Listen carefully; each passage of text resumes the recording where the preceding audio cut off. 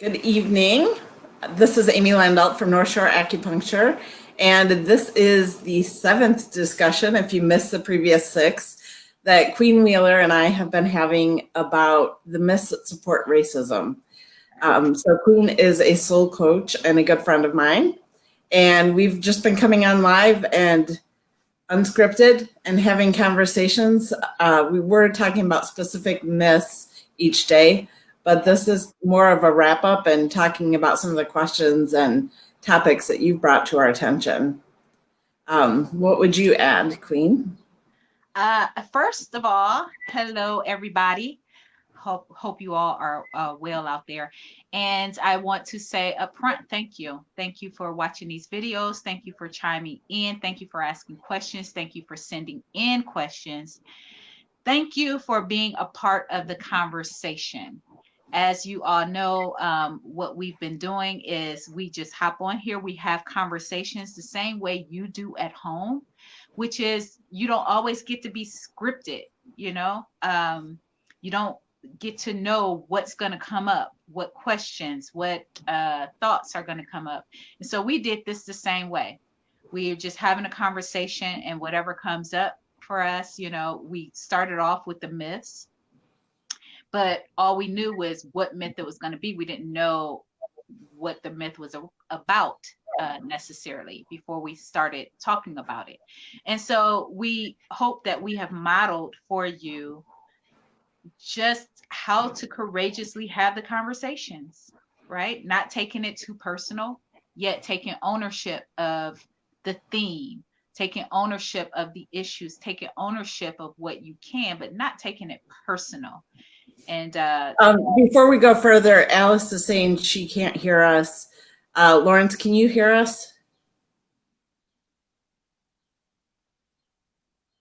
I'm guessing he can because he didn't say anything. So Alice, there might be something on your computer that, well, I guess you can't hear me. huh. Yeah, it might be. I guess I could actually log in and check it as well. But while Randy said he can hear us. Okay, cool. Perfect. Okay. Thanks for that, Randy. And hopefully Alice will be able to get her sound together. If not, the replay will be up as well. So she'll be able to catch the first part of it. But yeah, hopefully we are modeling for you guys, how to just jump in and courageously have the conversation, understanding that there will be pauses, there will be laughter, there will be some ahas, there will be a little I don't know. There'll be times it's like I don't know what to tell you. There'll be sweaty palms. There's sweaty palms. Like even before we jumped on this time, both of us, I'm like, I don't know what we're about to talk about. Like, who knows what's going to come out? But that's the way hard conversations start, right? And the reason why it's so important on the topic of racism is because to do it any other way seems to cause a divisiveness that doesn't need to be there.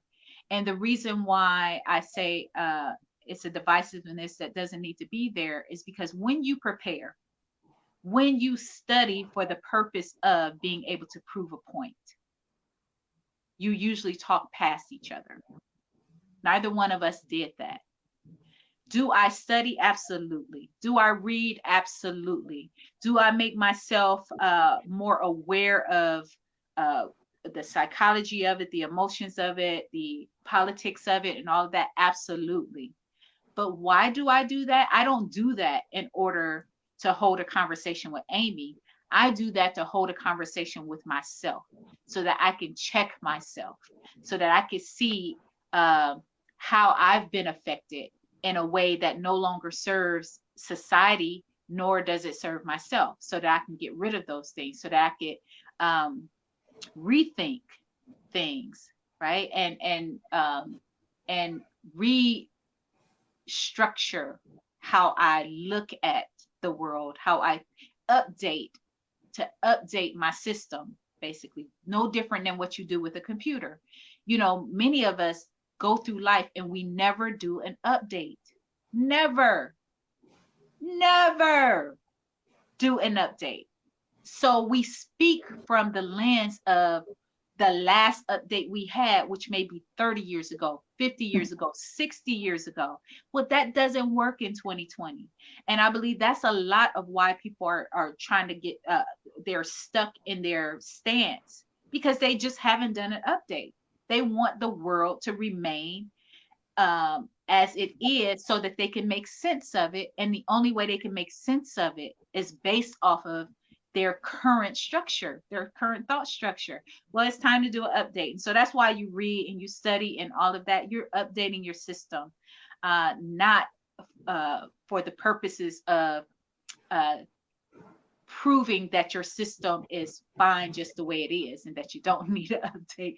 No, because trust me, whatever you want to believe, you can find the information to support it. Like, that's one thing that we know.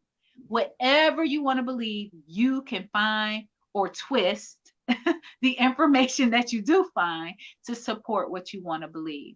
So check yourself with all of that, but have honest, open conversation amongst yourselves, and do it in a courageous, compassionate way. And hopefully that's what we're modeling here. But thank you all for watching the videos. Go back and watch the other ones if you haven't seen them. They're on Amy's business page. They're also linked on my page as well. I think you'll be able to get to it from there. And then I guess we'll tell you more about that as we go on, especially before we end the session. Okay. Yeah, you can find them on my North Shore Acupuncture Center page. You can find them under videos. There's a Hard Conversations playlist, and they're all right there.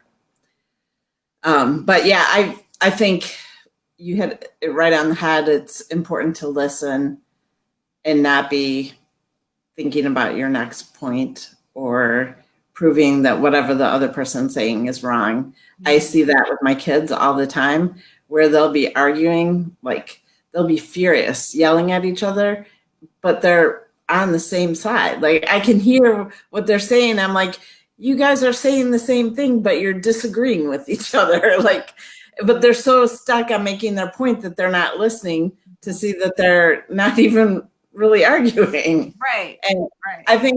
I think a lot of times maybe that isn't happening, but people are arguing about things, but they're not talking about the same things. They have two different definitions of words, and they haven't bothered to establish those or understand, the baselines that you're both coming from. So yes, absolutely. Absolutely. So what do we have tonight? So we have different topics that people sent. One of the things we talked about was whataboutisms. Oh, and yeah. I would say whataboutism is, if I post Black Lives Matter and someone says, well, if Black Lives Matter, what about Black on Black crime? Or if Black Lives Matter, what about the Black police officer, security guard who was shot during the looting? It's those what about questions. And so one of the questions we got was, is it true that Black youth have a higher use of drugs, or is it true that they're higher gang activity? And I don't know for a fact, but I'm guessing that question came up because it wasn't a what about that someone gave that person. Yeah. That person said something and someone said, well, what about the higher drug use? So the question was, is this even true? But I think part of it, whether or not it's true, is what is the intention of that? This is what I'll answer to that, right? What about the drug use? Is the drug use higher? Okay. So my thought would be this.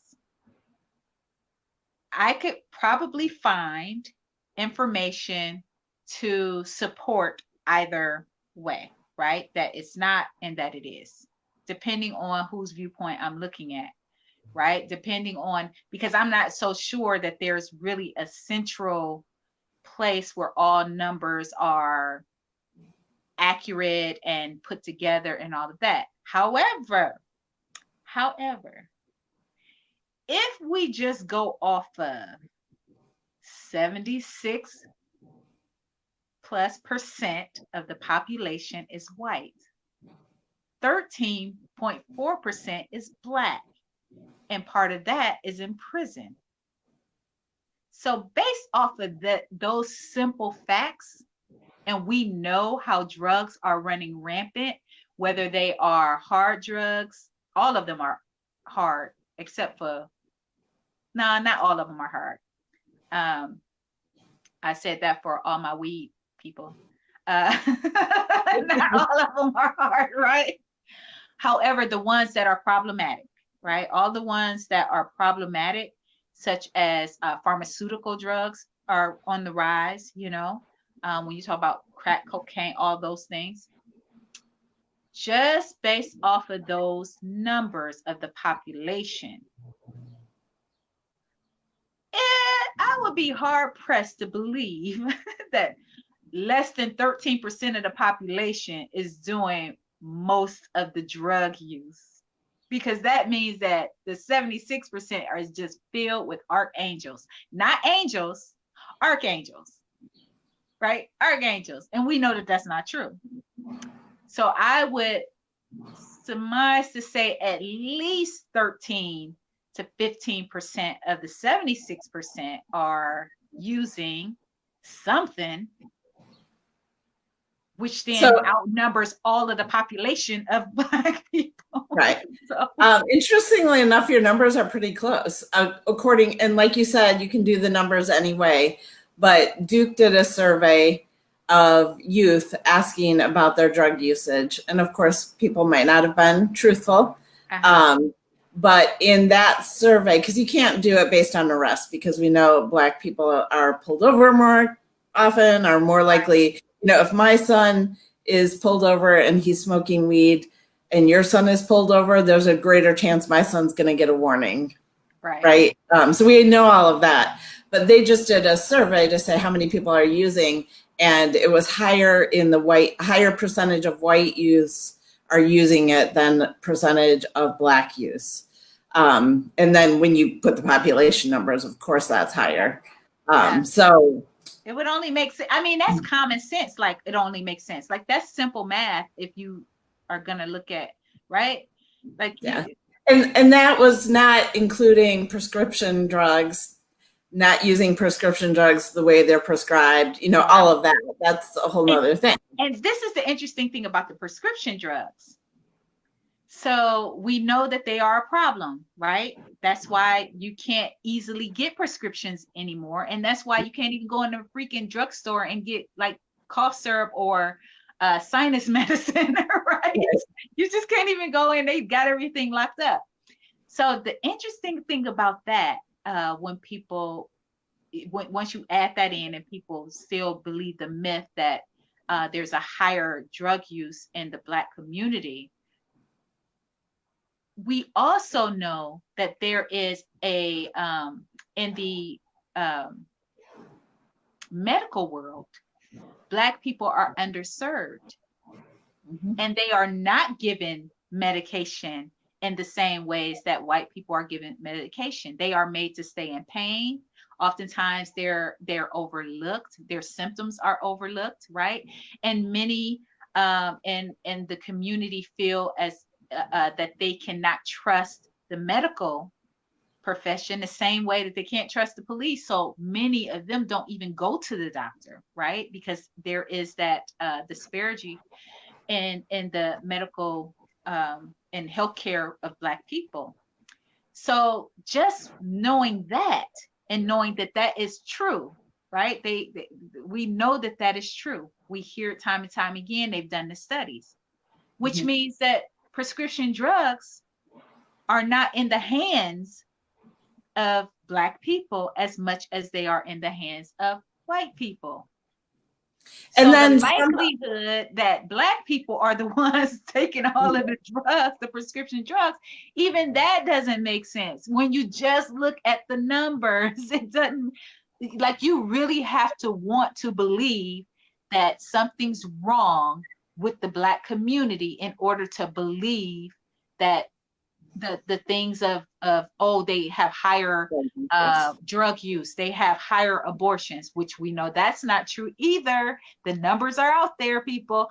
Like, but basically 76%. So in order for 13% minus the prison population, right, to have higher numbers than the 76% just does not, like, how do you wash that? How do you make that make sense to you in just simple mathematics? It just doesn't. It just doesn't. But to your point, even if it did, it could be things, if I cannot get painkillers because of the color of my skin, I'm more likely to use illegal drugs for painkillers, which we've seen there's an explosion of elderly of all colors using heroin because they can't afford painkillers. And we know Black people have, in general, less good health care and insurance. So that, I mean, there's so many different things. Right. But even without it, the numbers aren't saying that. and yeah, that's the bottom line for me, is that, wait a minute, like, just common sense thinking. If you took math at all, like, you didn't even have to take advanced math. If you took any kind of math and you looked at those numbers, and you could believe that it would take all of the 13%, like every single Black person, to be on drugs in order to make that work. And I'm here to tell you, I'm not on drugs like that. So so there go your 100% right there. So yeah. But to that point, if you're having a discussion, we said it's best to really listen, right? And try to understand things versus trying to prove these points, because we could have data all day. So if I'm saying something and someone says, what about, they're just shifting. They're moving the conversation.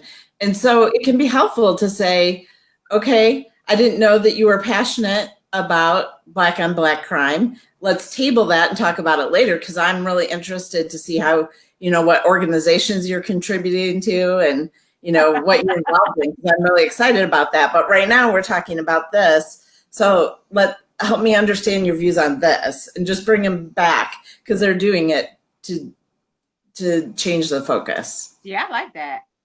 Yeah, that's good. That, when I'm coaching, I said, we're just gonna put that up on the shelf for a second. We'll take it down when we need it, but we're just gonna put that up on the shelf for a second. So yeah, it is. It's a good deflection, and usually it's a sign that you're uncomfortable.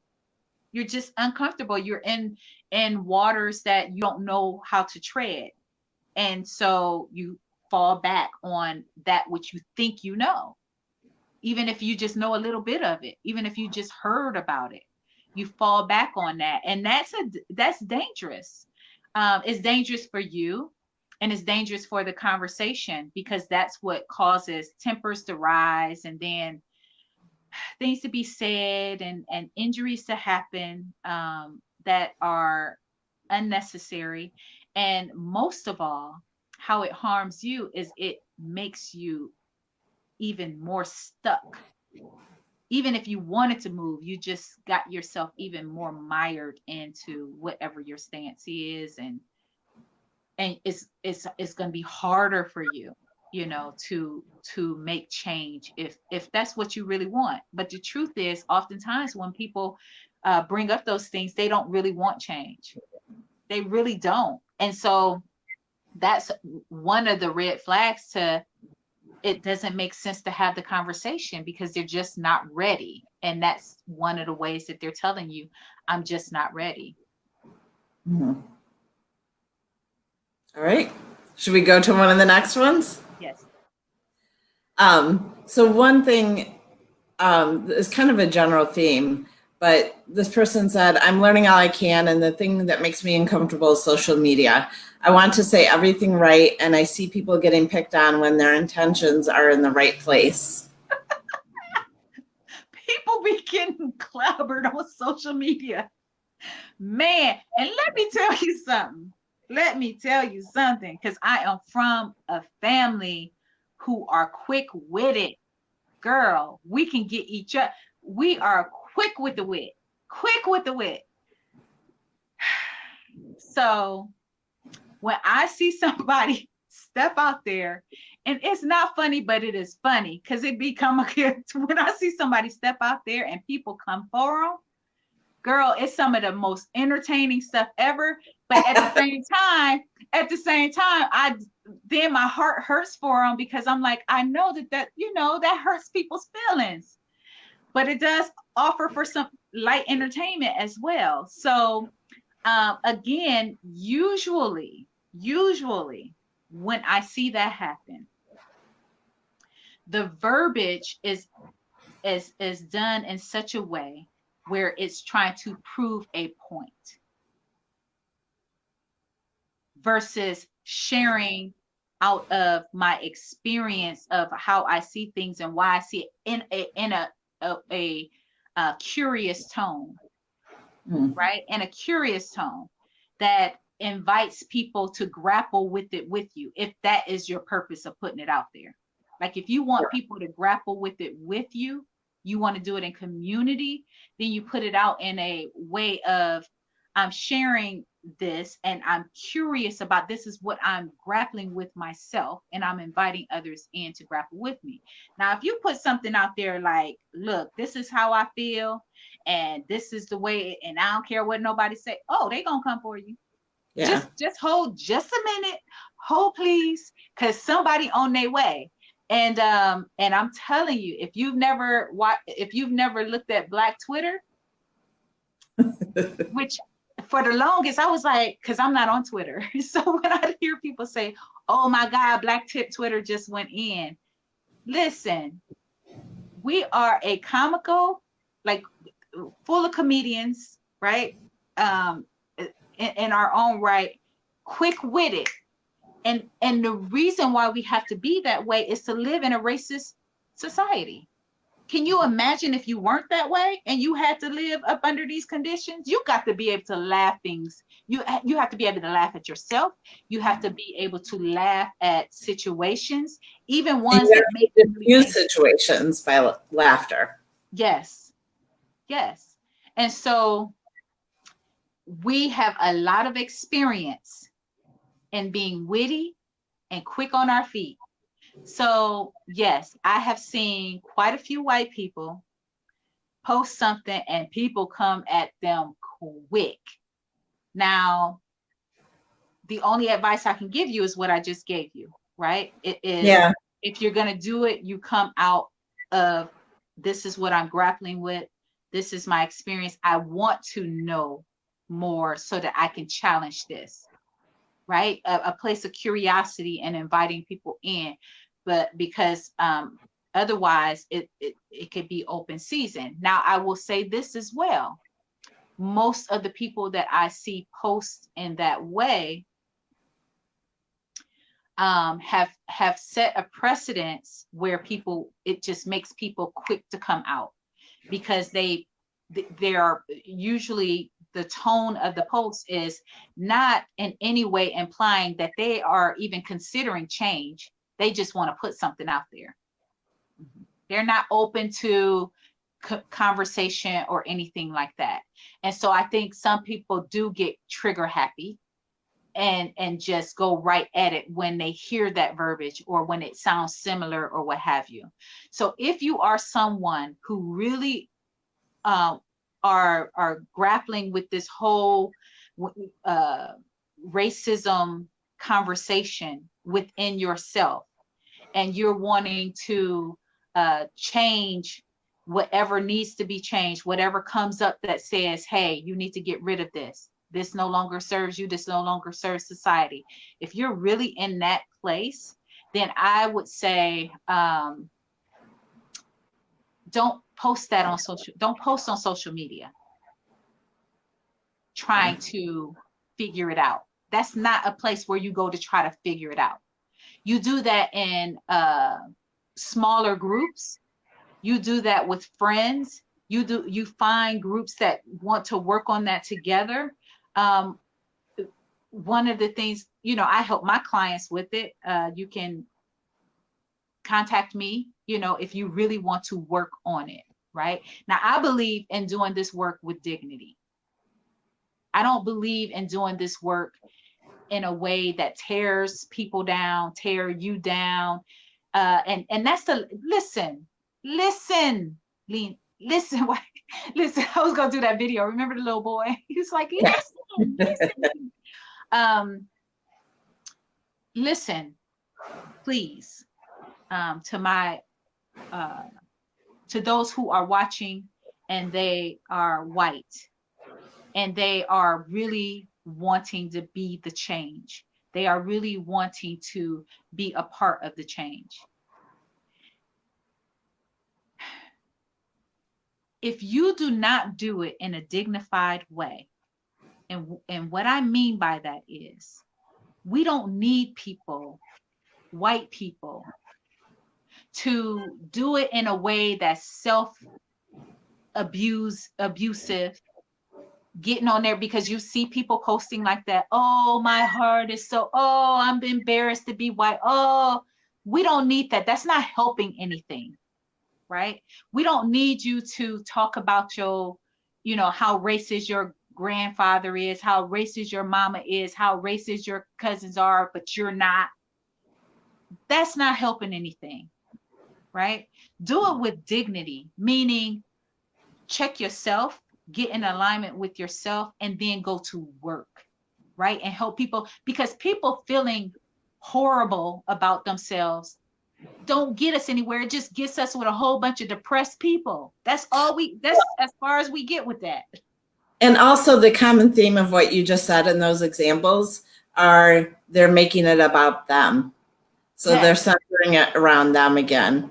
And there's a good post that I linked in the invitation for this one, or whatever you call it, that I call it like how nice white people can avoid hurting other people. So everyone, another question we got is, I'm afraid to talk because I don't want to cause additional harm. And that just, it's a great summary I wish I would have had 4 years ago. And I honestly have been reading it at least once a week because I need the reminders. And so it will talk about the exact examples that Queen gave you. So it's a good thing to print out and just read every day and say, I hope I don't do this today. Mm-hmm. And even with that, you can find examples on these conversations where I've done that, some of the things on there. So it's, you just have to keep it in front of yourself all of the time. And really it's before you post things, looking at what is my intention of posting this? What is my intention? Because even I was thinking about it with this, when we talk about, if someone says Black Lives Matter and someone says, what about Black on Black crime? I thought it was hilarious. I want to post what I just said, oh, Queen, I didn't know that Black on Black crime was so important to you. Please tell me, what work are you doing? How can I get involved? I'd love to participate with you. But me posting that is about me. Right? It's about me showing how funny and witty I am. It's not really moving anything forward. So you can do that because you've been through stuff. I don't need to do that. I need to move things forward. So a lot of that, it's a great thing to read through, like I said, but a lot of the things are when you really unpack the root of why you're saying you're ashamed or why other people are bad, or what, it's a lot of times your intention is about you. You do that work with somebody like me, a coach or a therapist. That's where you do that work. Yeah. You don't do that work on social media, right? If you come to me and we're working together, one, I'm going to push back on some of that stuff, right? Because this is a holistic thing as far as I'm concerned. I am not interested and you changing your lingo, you changing how you talk to people.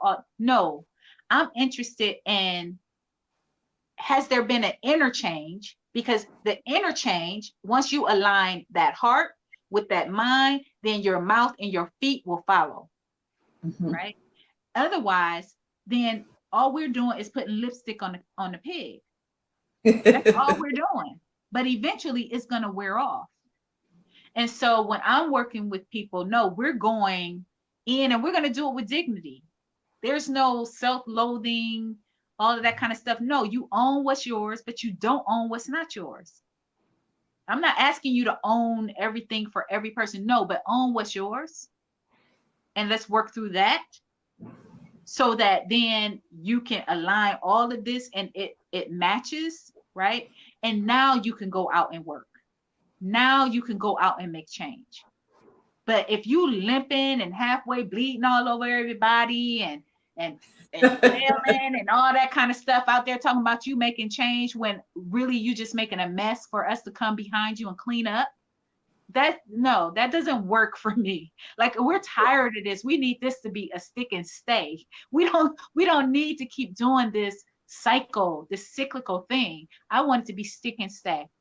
And in order for it to be stick and stay, you have to show up authentic, and not just because you saw a video and it made you sad, but no, I saw a video and what it showed me is that what I'm viewing outside of me is not in alignment with what is inside of me.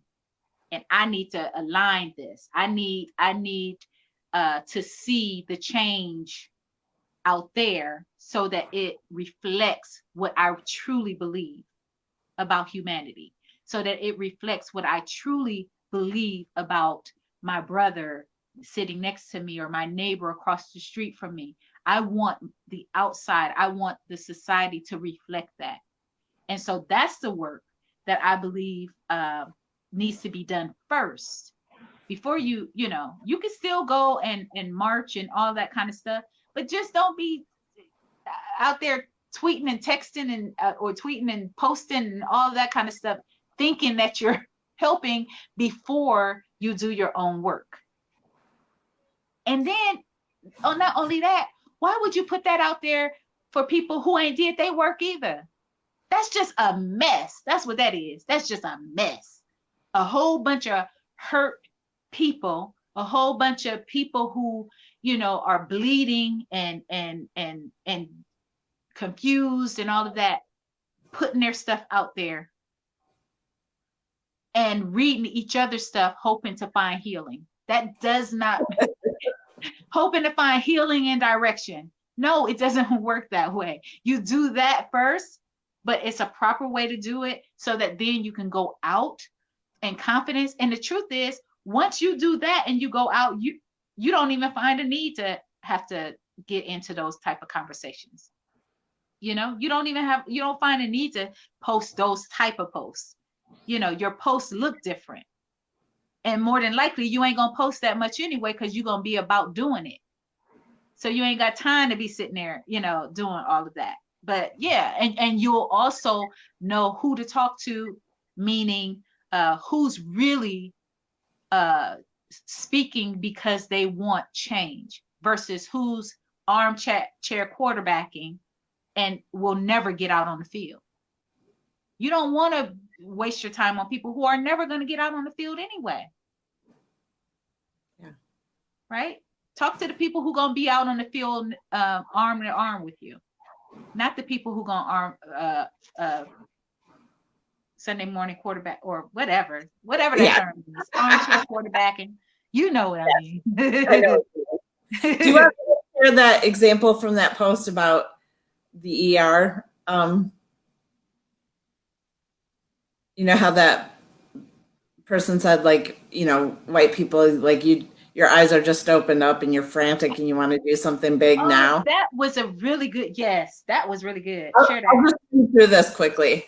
Okay. So a gentle and very, very firm reminder to my many newly awakened white and fellow non-Black people of color friends. In your newly fired up state, as your eyes are opening to the full magnitude of systemic injustice against the Black community, the insidiousness of racism in our society, and the urgency of addressing it, you likely have the urge to do something big now. You may be feeling frantic or feeling deeply guilty about your inaction and silence to this point.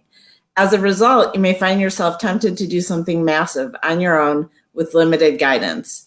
In the past 3 days alone, I've seen people trying to create and lead collective groups about racism, an individual trying to compile recommendations on police brutality to email to local officials, and countless people creating solidarity art.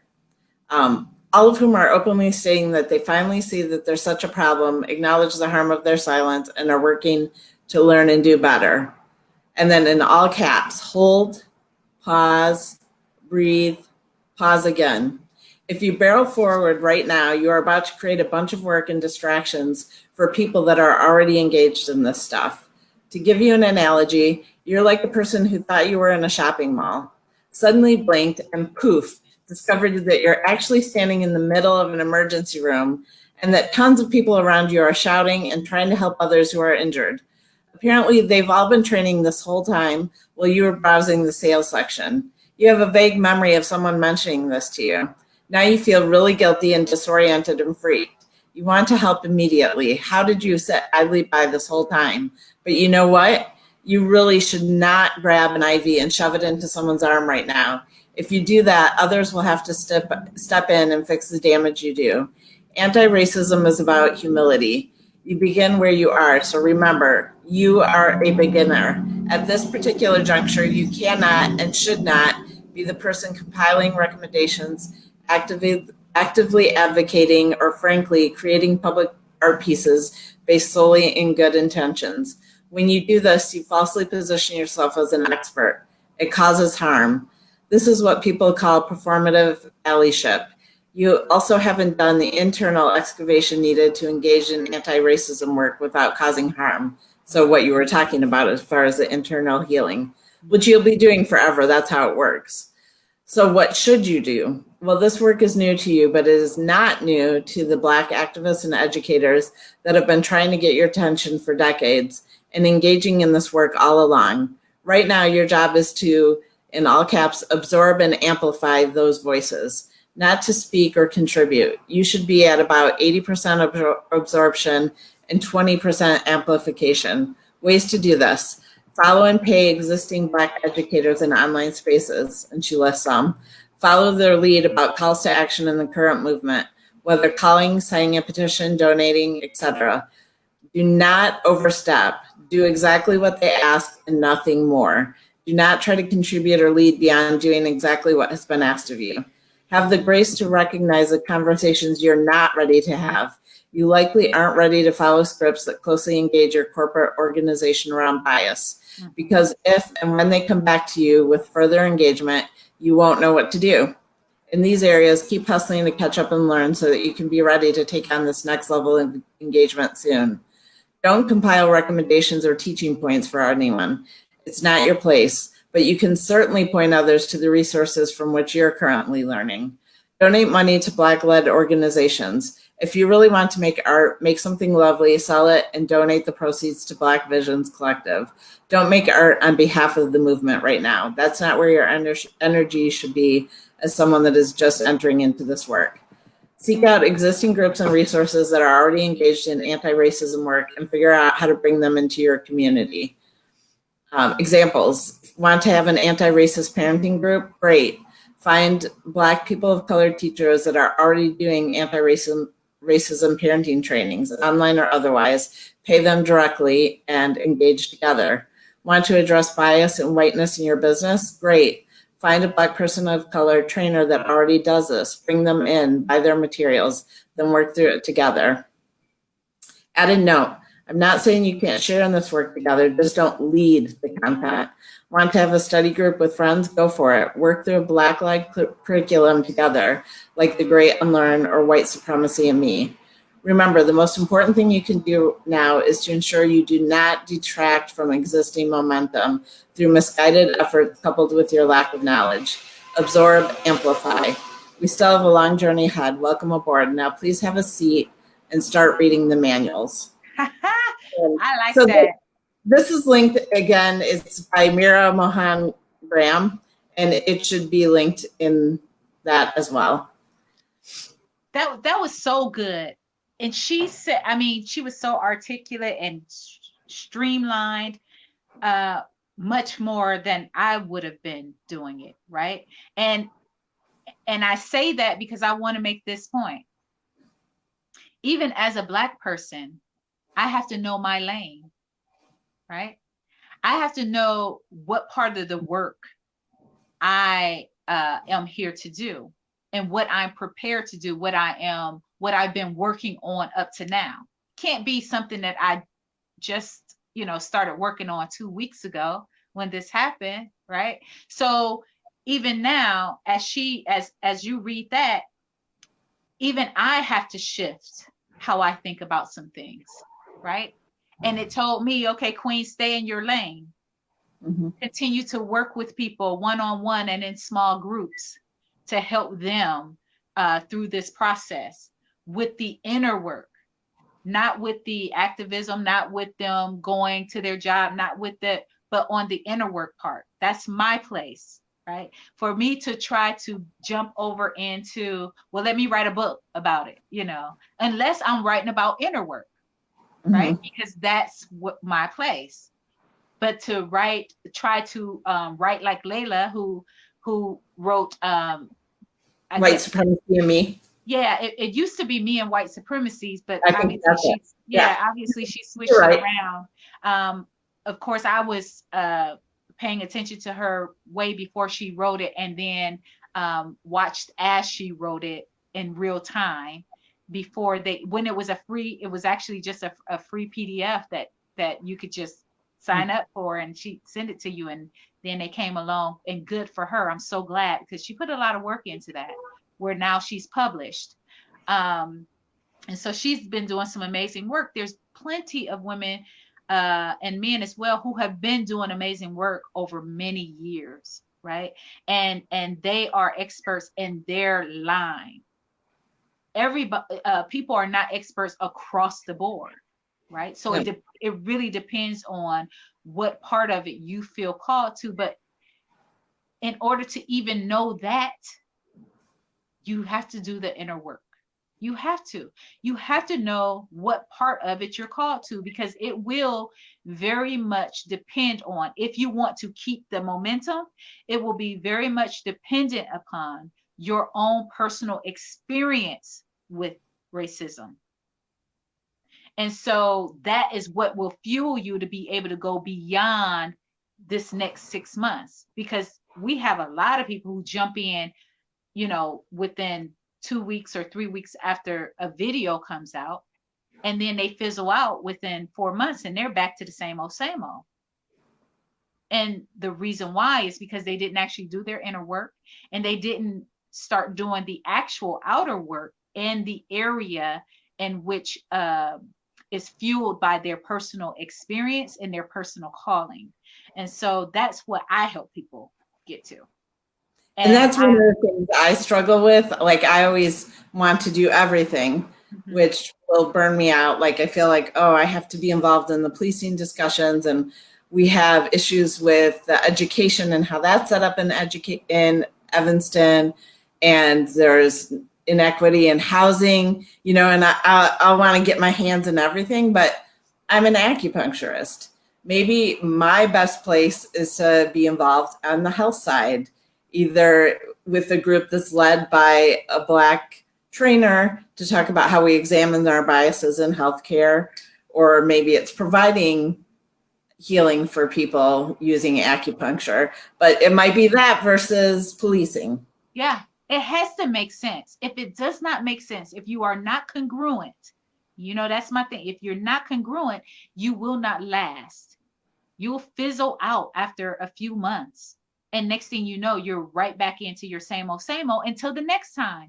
And you will be one of those ones who, as the article said, you're thinking you're in a shopping mall until boom, another video wakes you up, and you realize you're in the middle of an emergency room and people all around you are bleeding, right?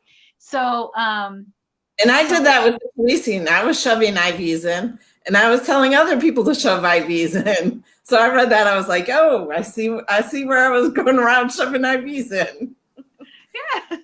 Yeah. And again, it's be gracious or be compassionate towards yourself, because anybody who's doing something is going to make missteps. at times. So you have to allow for that. However, you don't stay in it. You don't continue. Now, if this you constantly, then something's wrong. But you do have to allow grace for yourself to make a few missteps time to time, because that's just telling you that you are doing something, right? And That you're you dare, learning. yeah, that you dare to get in the ring. That's what it's saying. You dare to get in the ring. So I'd rather for you to have the courage and get in the ring and have a couple missteps as you stumble your way and find your path, than for you to sit on the sidelines and do nothing. But I definitely would recommend that the first thing you do is your inner work. That's where it always starts, before you go out there shoving in IVs and everybody ain't washed your hands or nothing. Just shoving in IVs ain't sterile at all. Yeah. Causing all kind of infections. And maybe not even in a vein. Like, exactly. You don't know how you do it. That reminds me of something that I told someone else. And she was looking for, like, what do we do and all of that stuff. And I saw her posting on her page, and all of her friends, posting as well, answering her, chiming in. Oh, it was scary. But anyway, it was scary to me. I was like, Lord, please. I ain't gonna say that. But anyway, one of the things that I said to her is, make sure that you are not asking those who are infected with that which you are trying to heal. Because what the outcome will be, a mutation of the disease. That's all it is. It ends up being a mutation of the disease. You've created another form of the disease that now we have to learn that and figure out how to speak to that and what its language is, so that we can wipe that out too. And that, I think, is the danger of posting those types of things on social media. Like, you're not going to go into a place where everyone is infected with the same disease and looking for help, and one person is saying, well, hey, I drank Clorox, and the other person is saying, well, I used herbs, and the other person is saying, well, come on now. Come on. Well, I took these antibiotics. Oh, I took this supplement. I took this. And what you end up with is a mutation of the disease, because you mix so many other things in with it that it started mutating. Right. And so, and spreading even more, right? Because y'all all in there, like. Yeah, and you're not looking at the root cause necessarily, because you don't have anyone in there that knows what the root cause could be. So you're probably looking at symptoms and doing little things for the symptoms. And like you said, so the root cause will come out in a different way. Yeah, that's it. That's it. And so I caution people against that danger for sure. Again, the first step is to do your inner work. Like, I know that is what I do. However, I'm not biased in this. Like, even if that wasn't the work that I do, if that wasn't my profession, I would still be telling you that. Even if I worked in a different area, I would send you there first and then say, then you come to me after that. Yeah. Yeah. And I noticed that, like, I still notice it. When I'm trying to respond, there's certain things like All Lives Matter, or, what about Black on Black crime, that trigger me. And I shouldn't be responding based on a trigger. Like, those are things I didn't almost bit my whole tongue off. Like, over these last couple of weeks, like, my tongue, I didn't almost gnaw my whole tip of my tongue off, biting my tongue, trying, like, wringing my hands, trying not to type. Like, wanting to type so bad. Like, I will admit, I did get a dig in twice. I did get a dig in twice. And after, even while I was doing it, I was going, Queen, now you know good and well. But I was like, both times, and they were in short succession of each other. But after that, I like pulled in and was like, look, stay in your lane. Yes, I know that that's an issue. Yes, I know that that was, I know that that was, but keep the focus what the focus is. And that takes a level of discipline, but it also takes a level of the work that you've done inwardly to be able to manage those triggers, to be able to manage, and to the point to where they're not triggers, right? To be able to manage your ego that wants to say, you stupid, or that's stupid, right? To manage your own ego, because the ego can kill a movement, right? The ego can put a monkey wrench in things, and you can be the one thing that stops what it is that you really are hoping to be a part of moving forward. And so being able to check the ego and check those triggers, but in this fight, or in this, I don't even know if I want to call it a fight, but with this around racism and whiteness, it's new to many white people. They haven't had to face race the way that they have to face it today. So they don't even know what their triggers are. So they're just as surprised as the next one when they get hot-headed over something. Or when I watch these videos, man, I saw a video where a white woman got slapped. Oh, I just And watched it today too. it shocked the hell out of her too. She was like it stunned her. She was so in her righteousness that it never occurred to her that somebody could slap this shit out of her. It never occurred to her. I mean, she was in that girl's face. She grabbed the girl's arm. It never occurred to this lady. You watched the same video. Yes. And I watched it in amazement, because I'm like, it does not occur to her that she could be slapped. That's how these myths have her so blind to the vulnerability of being able to be slapped. And when I tell you that girl slapped her so hard that it startled her. All she could do was go up and turn around and walk out. That's all she could do, right? Lord. Y'all, I know it probably shouldn't be funny, but when you think about it, right, that you don't even have a clue that somebody could slap you, but then you get slapped. That's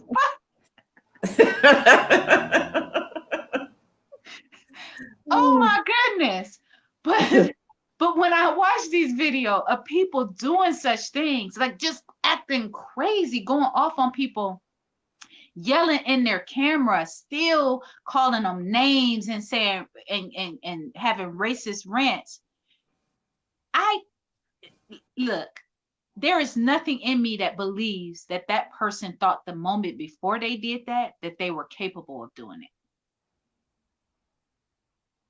Like, I don't believe that even that lady, because she didn't even realize she could be slapped. So I really don't think she even realized that she was capable of behaving the way that she behaved.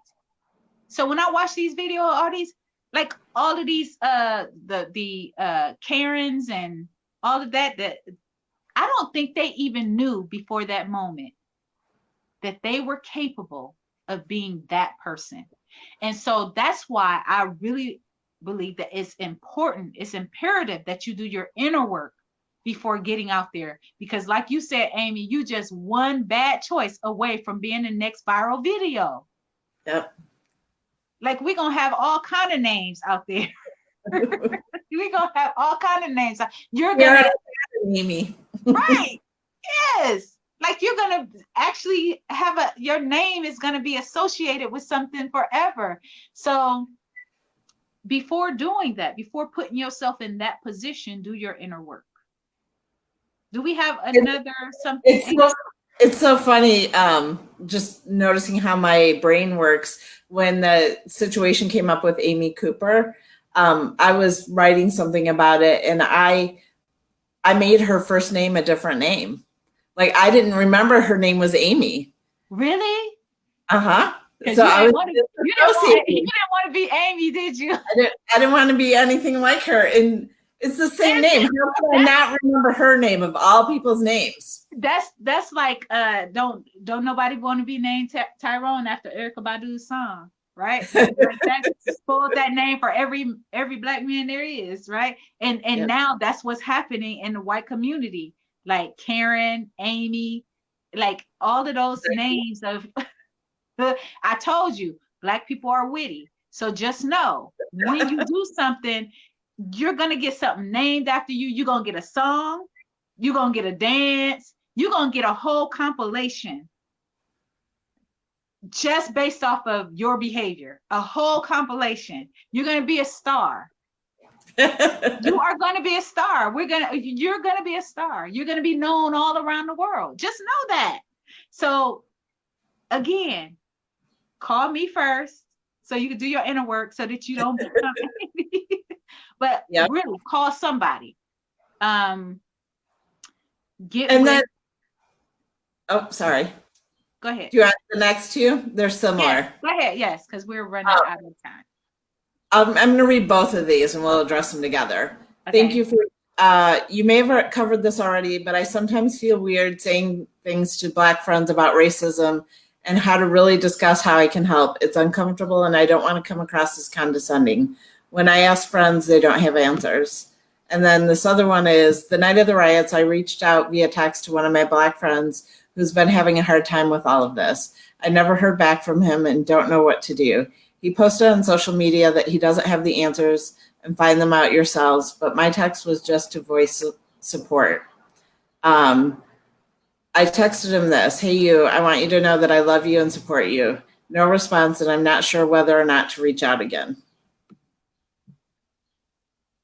You want to go first? Sure. Go ahead. So I'm just going to repeat what you already said, which is you need to do your inner work first and you need to understand what your intentions are for reaching out to the person as well, because that's going to come out regardless.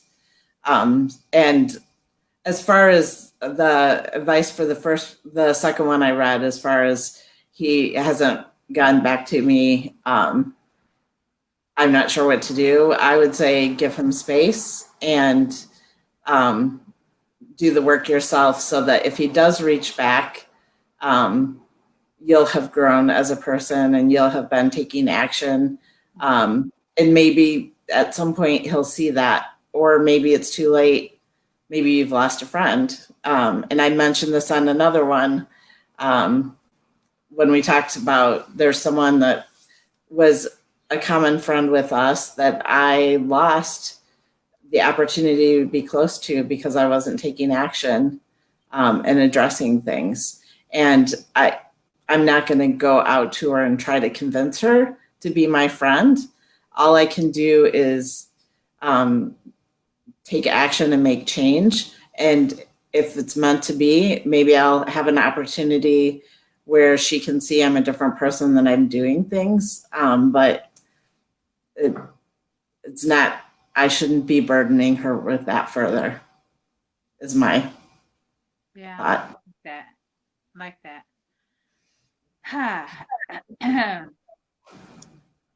You know, my suggestion is, along with what you said to the first one, is knowing the intention behind why you said what you said. Because what I will tell you is this: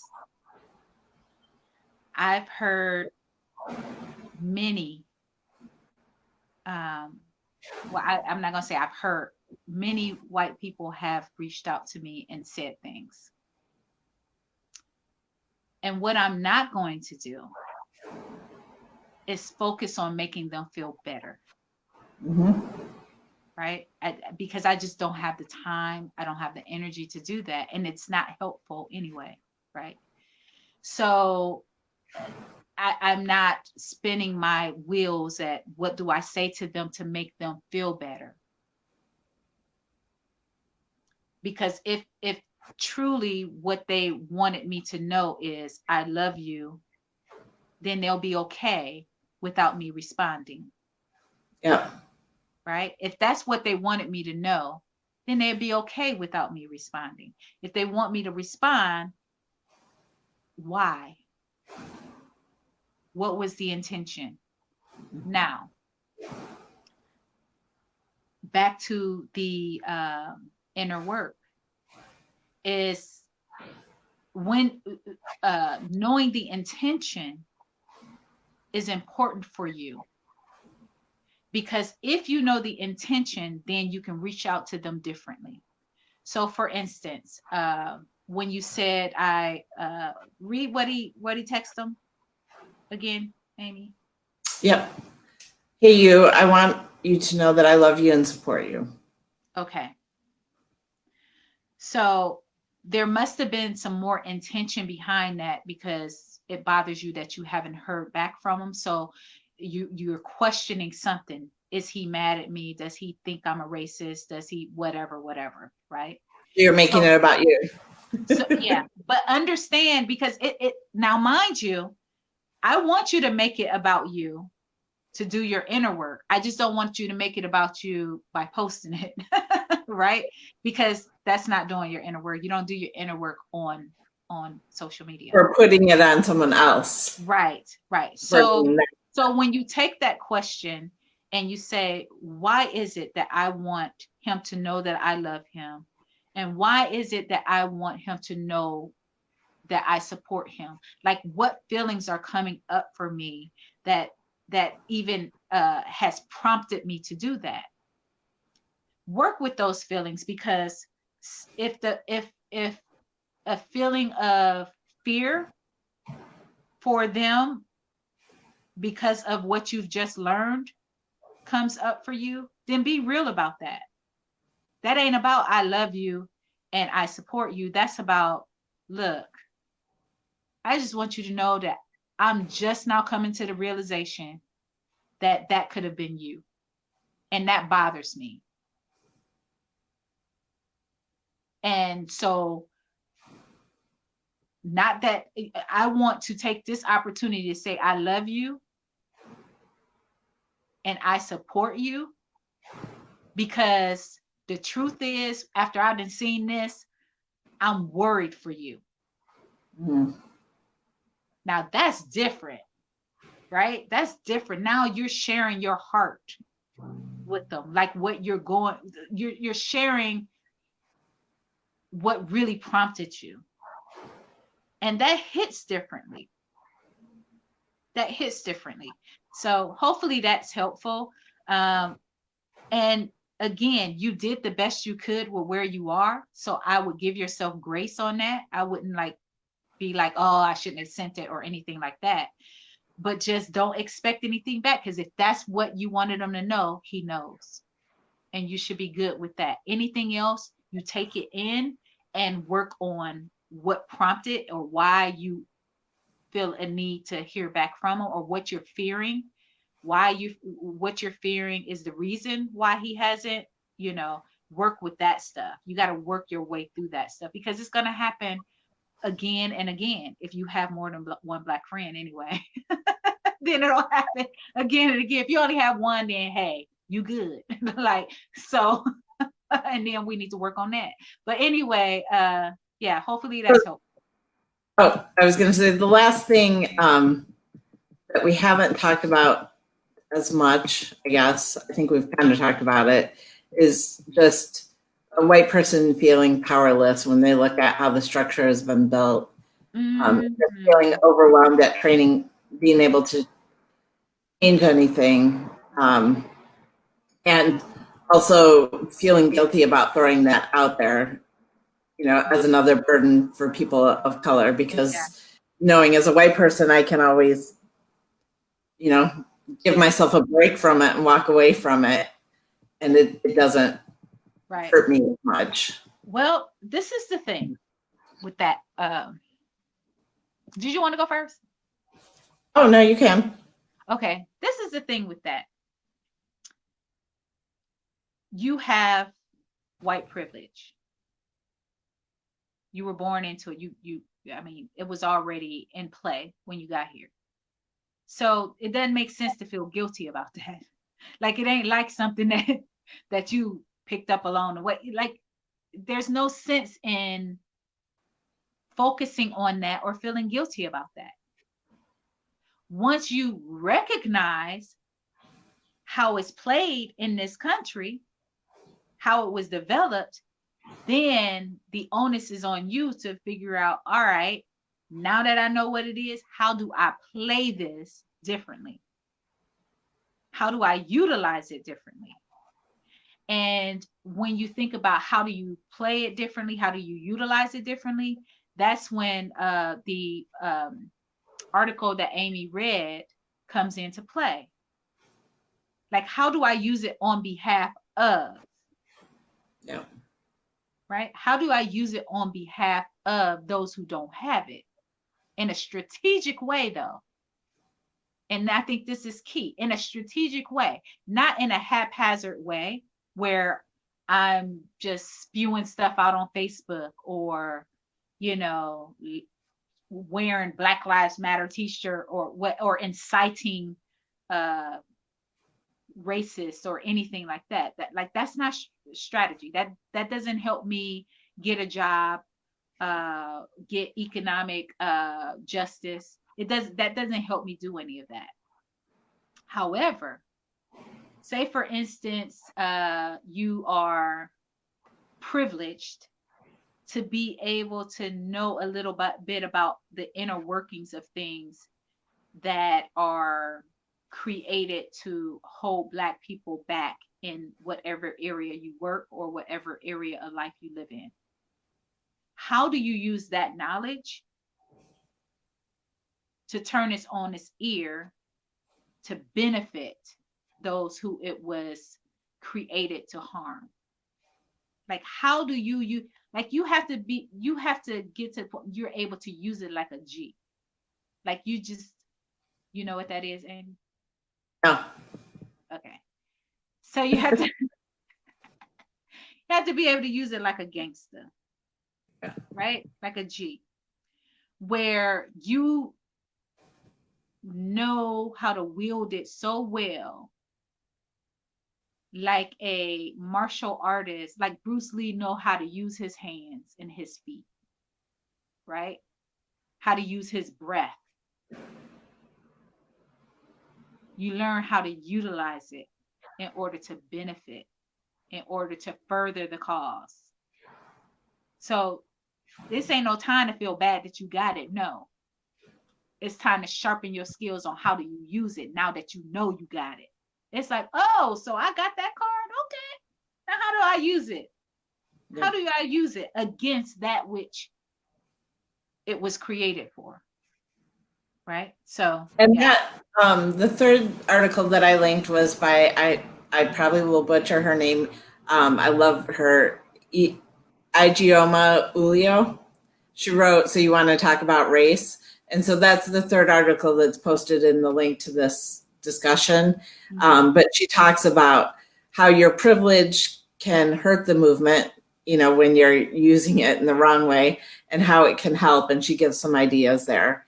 Good. But even your point of, I heard a good analogy in something I read today where if you're walking down the street and a jogger runs by you, and then all of a sudden you hear this car come out of control and hit something, and you hear a thud, and you look, and the jogger's on the ground, and all of a sudden that car speeds away. You didn't cause that jogger the harm, but your attention, now you know that happened, and now you have a responsibility to act, because the person that caused the harm's gone, and now it's your responsibility to call 911 and do what you can. And again, you don't go in there and shove an IV in that arm. Right, right. experts, and you provide the assistance that you can, the manual labor that you can. Right, So, right. yeah. That's a good one. Yeah. Do we have any more?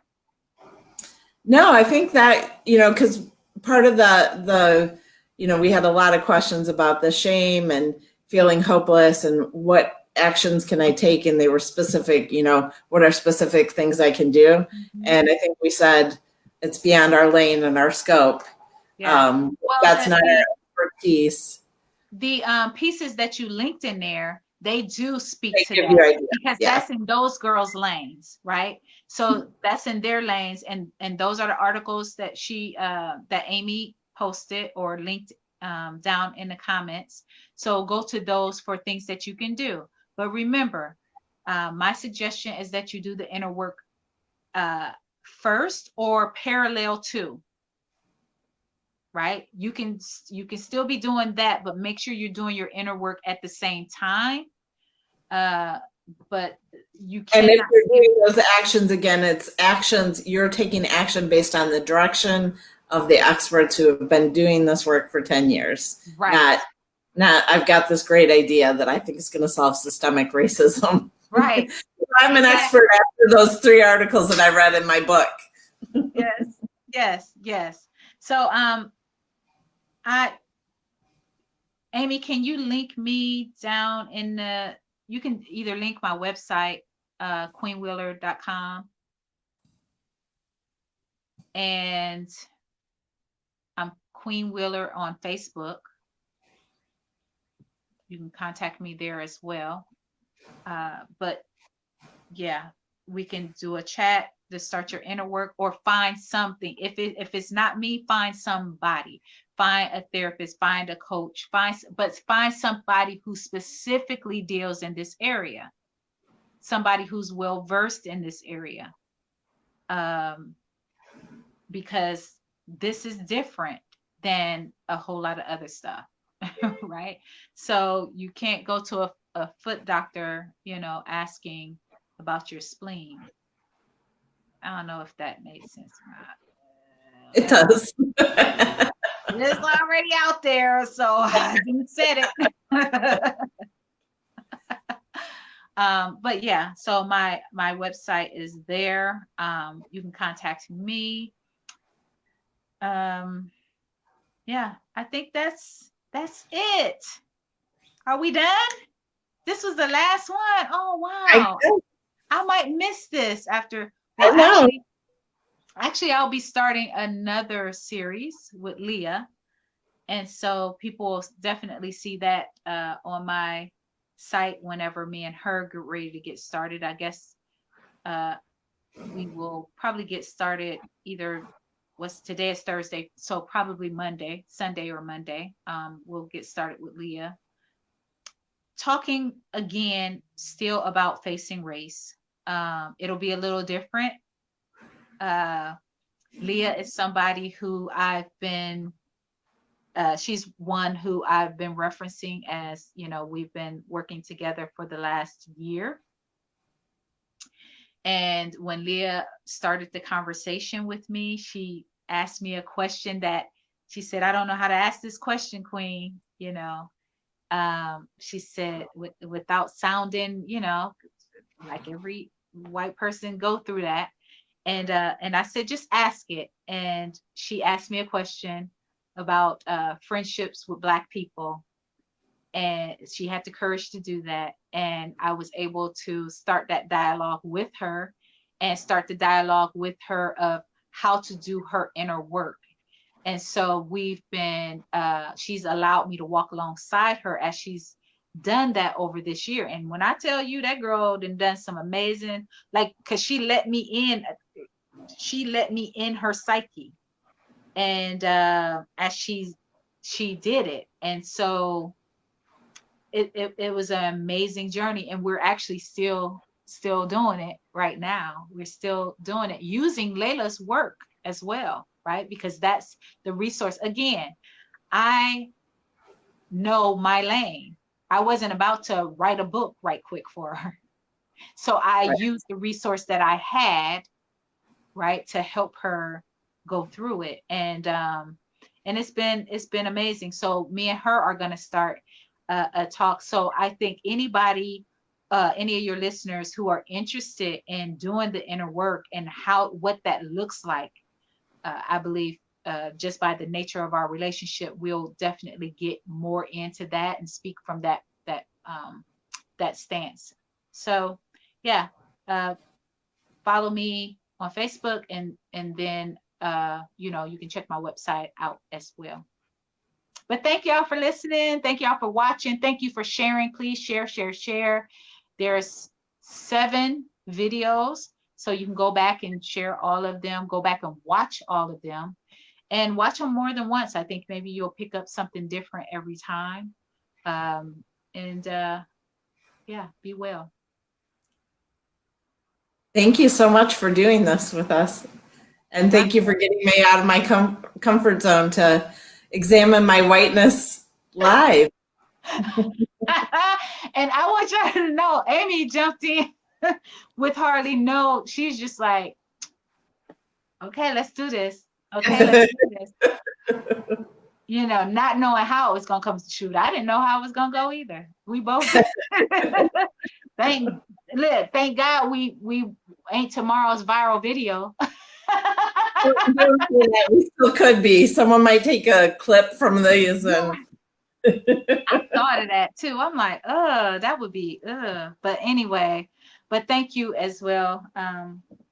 It was nice being your co-creator in this. Yeah, I'm gonna miss the conversations and talking to all of everyone that's commenting all the time too. Well, I will say this: if people come to North Carolina, meet some people, right? If people keep sending in questions and all of that stuff, enough for us to get on and do another live, then we'll do that. Yeah. We'll do it as it comes. So if you guys we talked about when before we got into all of this, we had talked about at least monthly getting on and having conversations with each other. We'll have to see how that plays out with everything else going on and you working on other platforms, but right. That could be interesting too. Yeah, I'm game. Or we could do what is it called? Whataboutisms? What would be fun? Whenever we get super irritated by posts that we see and we keep seeing them over and over again, we can just get on here and just talk crap about it. Just talk crap about it. Just ring them. But anyway, all right. Good night, y'all. Good night. Thank you, everyone, for joining. Thanks for all the comments. Yes. All right. Bye. Bye.